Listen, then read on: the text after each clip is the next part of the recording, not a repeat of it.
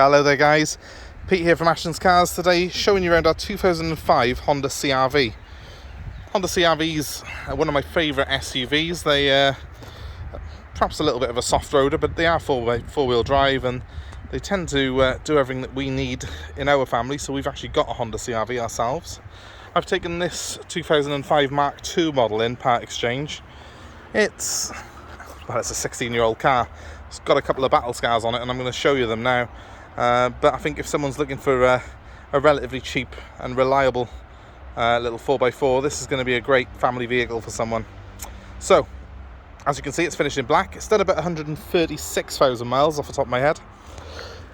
Tyres and all are very good on the car, but there's a couple of little battle scars, first of which I want to show you here on this door. It's obviously someone's run along it with something. It has creased the metal slightly. And they've continued on this side, so it's as if the car's been driven past something that's, I don't know, caught it on the side somehow. It's not really overly noticeable when you just look at the car like this, but obviously when you get up close you can see it. So that's the first thing I want to show you. Second thing, coming around the back of the car, number one, the lens is cracked on that light, and number two, there is a lovely little dent on this corner by here. So it's been in the wars a little bit. It is HPI clear, I've HPI'd it and no problems there at all, but obviously there are a few sort of age related wounds on the car. That dent by there has also meant that the panel doesn't fit very good there where the bumper touches the back panel. So, but again, I stand back a couple of paces from the car and look at it from here. It's still a presentable car. I mean, Honda CRVs are very presentable, very smart.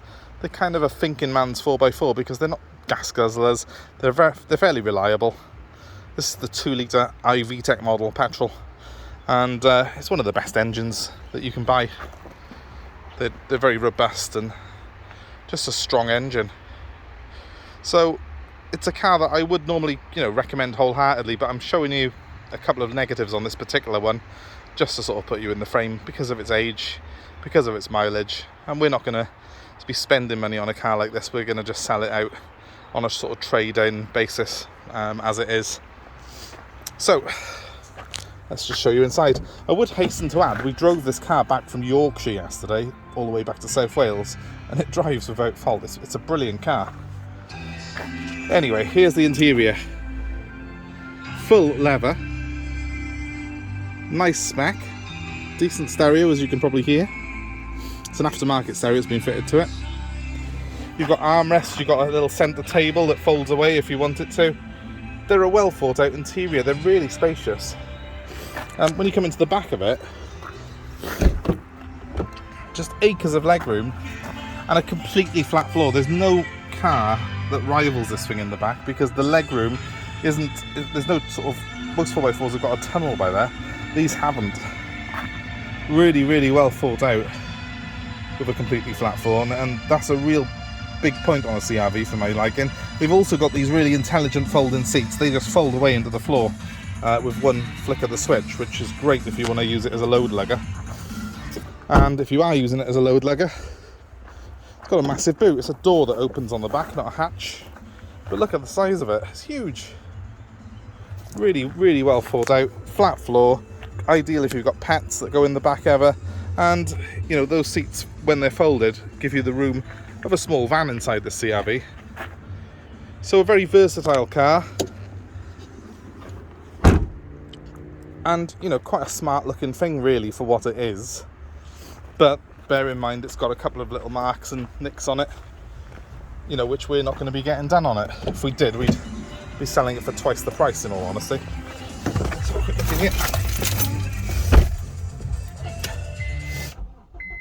With some of these part exchanges that I'm putting up at the moment, you can really take advantage of the fact that my workshop is just inundated getting all the retail stuff sold, because if they were quiet, I'd have them put a new MOT on this, do a little bit of bodywork and sell it for double the price that we're advertising it for. But I know for a fact they're just not going to get around to doing it, and I get clogged up with cars here. So it's done 136,000 miles. Everything works, including, as you've just seen, the engine management light, which comes on intermittently. Now the previous owner did tell me that this car had its catalytic converter stolen once, and they've put an aftermarket cat on it. And to be honest with you, that's probably why that light's coming up, because when you put aftermarket cats on cars, they never seem to work quite as well as the manufacturer's ones, and they sometimes send fault codes through for the mix. So that's probably what that's doing. It's got a cool box by here. I'm not sure how cool it would be because I haven't really tried the aircon. Let's give it a go. You know what, it's not the warmest of days, but I'd say that's actually working. It's got a slightly weird handbrake right here. Oh, you will excuse me, I've got hay fever. Overall, this is a really nice interior to be in. This sort of table thing here has got a handle under it. Press that and fold it away if I want to. I quite like it being up because it's got drinks holders in it, and it's quite handy to put your mobile phone and bits on. There's armrests on the seats, as you can see. You know, that is actually working. That's so the aircon works on it.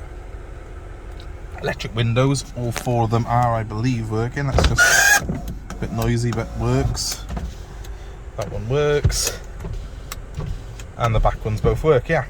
So it's great. Little phone holder by there, you can have that for your charge of it. And that's probably getting cool in there, so you can keep a can of drink, you know, cool while you're on the move. So just a great car. 136,000 miles. Yeah, the engine light's on, but it does drive well. Let's give it a rev.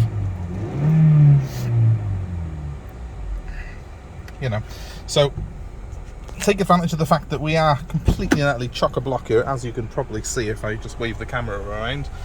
My workshop's even more chock-a-block at the moment. I haven't got time to prep part exchange cars, and as long as you're prepared to take it with those little marks and odds and sods on it, I'm going to sell it to you really, really cheap at the minute. So give me a call if it's of interest to you. My number's 07932 873 646. Happy to deliver the car anywhere in the country. I brought it down from Sheffield, so I'm happy to put a driver in it and take it anywhere within reason. There will be a small charge though if you're more than sort of 150 miles from us. And I'm happy to take your old car in part exchange. So if there's something that you've got you need to trade in, let us know. But the main thing I want to do with this car really is just move it on, clear some space in my yard. So if you're watching this and this is of interest to you, please give us a call, and we'll work a deal out for you. 07932 873 646, that's my number. And thanks very much for watching. Please give us a like, a share. We are putting a few of these cheaper cars on, as well as our normal retail stock and our reviews on. So if you're in the market for something, there should be something available for you within your budget. Let us know of anything that you would like to see. Please comment, please like the posts, and subscribe to our channel, and tell your friends and family to do the same, because obviously we need to build up our subscriber count. Thanks for watching, guys, and have a good day. Bye.